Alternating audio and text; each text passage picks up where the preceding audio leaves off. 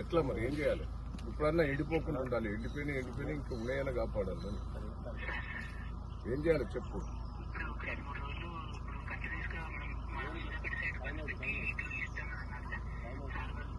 నేను మొన్న ఎస్సీ గారితో మాట్లాడినా, ఈ కర్కాలో లేదో రైతులు ధర్నా చేస్తానంటే ఎస్సీ గారితో మాట్లాడినా. ఆయనే 2-3 రోజులలో చేస్తానన్నాడు. రేపని చేస్తావు కదా, వదిలిపెడతావు కదా, మాట నిలబెట్టుకుంటావు కదా. ఎట్లా మరి ఏం చేయాలి? ఇప్పుడన్నా ఎండిపోకుండా ఉండాలి. ఎండిపోయినా ఇంకా ఉన్నాయని కాపాడాలి. ఏం చేయాలి చెప్పు.